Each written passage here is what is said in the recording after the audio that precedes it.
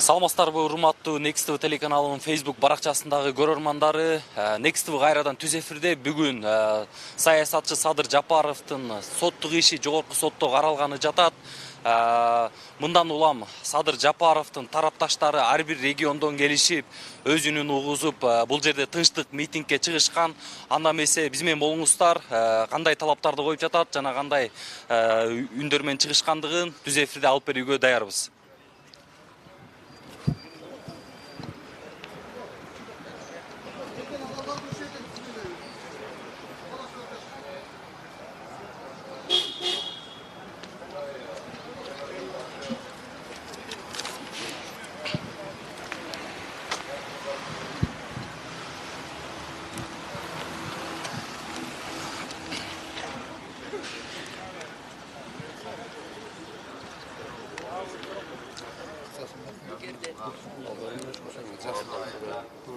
Урматтуу Facebook колдонуучулары, Садыр Жапаровдун тарапташтары азыр жогорку соттун алдында митинг, тынчтык митингин уюштуруп жаткан учуру.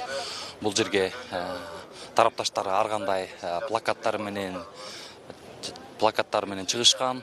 Анда сиздерге окуп берсем, соттук курам адилетсиздикти токтот, акыйкат чечим чыгар деген плакатты окудум. Андан тышкары силерге белгилүү Садыр Жапаров эч негизсиз камалган деген дагы жазуулар менен чыгышкан.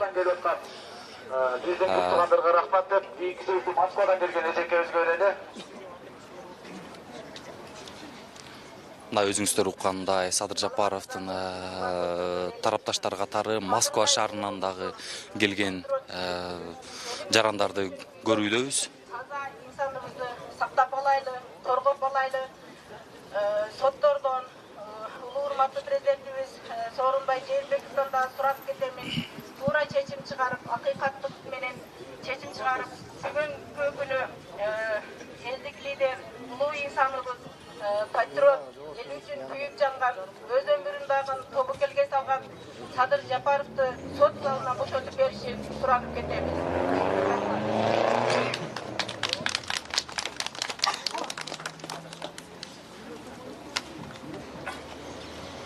Keyinki sözde dagı alışkı jerimizden gelgen, Өрүкзар Баткен жеринен келген агабызга берели.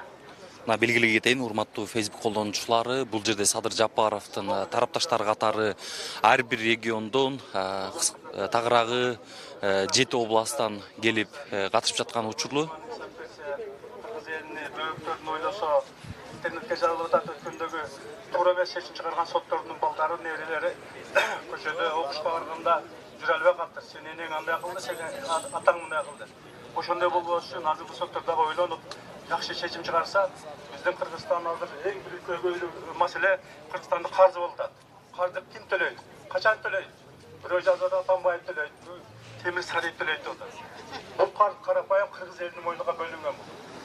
Эртең өлө турганың дагы, бүгүн туулганыңа $750 карз да. Мисалы үчүн менин өзүм жашым 60 да. Менин кызымдын балдары бар, бөөктөрү. Баламдын бөөктөрү бар. Ошолордун алдында мен азыр баш көтөрүп жүрө албайм да. Эмне үчүн улар карз болуш керек? Жешини биз жедик. Уят койгон бокту биз жедик да. Улар жоопкер эмес. Атамдын тууганы, энемдин тууганы, халамдын ери деп отуруп, баары специалист эмес адамдардан келип коюп, ролду берип коюп, мына разыма болдук да. Азыр эгер өлкөдө Талат Мамытов айтып атат, Садыр Жапаровду чыгарып койсоңор Кыргызстан карызды жайлап кылып атат. Туура айтып атат. Эркекче сөз. Айтыш керек эле. Мисалы үчүн азыр ушул Садыр Жапаровду чыгарса, президентке өтө сонун болот да. Эң биринчи ошол киши Кыргызстандын карызын кылат. Маселе бул. Кытай эч кимди аябайт ал. Кытай өзүнүн Кытайын эм аябайт, нарса. Сартап өлтүрөт. Биз мактап, сактап, алдап, салдап, тамак жеп, арак ичип отуруп түгөттүк да. Демек ойлонуп кадам кое турган күн келип турганда, бизде топтун алып кетип атам, кечирип коесуздар. Бул ар бирибиз, мисалы үчүн мен бул жака келгенде элдерде жүргүлө барайды колдой десек, каражат жок дейт. Сен жок каражат жок деген адам өлүп калсын эле, 100 000 сом расход кылышыгы. Туурабы? Азыр табылат. Мен айттым, болсо жөө бар деди, өлүп калбайсың деди.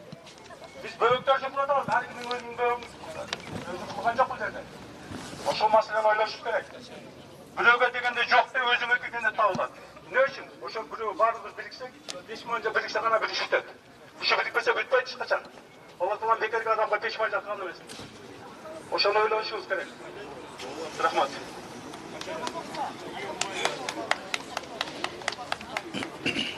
Кейинки сөздү ар бир Кыргызстандын жаранын укугун коргойт деп иштеп жүргөн укук коргоочу Качкын Булатов агабызга берели. Кымбаттуу кыргыз элим, кыргыз жерим дегенде кыргыздар мынакей биз Атамбаевдин бийлигинде Атамбаев өзү Кудай деген менен өзү ушул кыргыз элине душмандык кылып, канча кыргыз эли, канча кыргыздын лидерлерин баарын камаганга жетишти. Бул өзү мамлекетти экономикасын оңобой өзүнүн уурлугу четинен чыгып жатат. Сот системасы толугу менен талкалады. Прокуратура деген, милиция, УК дегендердин баары коррупцияга малынып, акча гана издеп жүргөндөр. Кыргыз адамдын укугун тебелешип, кыргыз мамлекетин тебелешип, кыргыздын ырыскыларын бүт уурдашып, мынакей акыры четинен чыгып келатат. Мына бүгүнкү биз сотту азыр акыйкатты издеп, бүгүн акыйкатты күтүп жатабыз. Кандай чечим чыгат? Мына ошондон саясаттын, Кыргызстандын саясаты кайсы багытка аларын көрөбүз. Же теңчилик болот, же Кыргызстанда дагы эле баягы 1937 жылкыдай куугунтук болорунун белгиси болот. Эгерде жөн жеринен ушул Садыр Жапаровду кайра камакка алса, анда Кыргызстанда акыйкат жоголду деп эсептейбиз.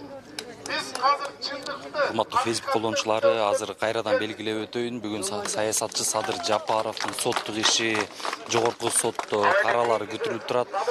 Ошол себептен бүгүн саясатчы Садыр Жапаровдун тарапташтары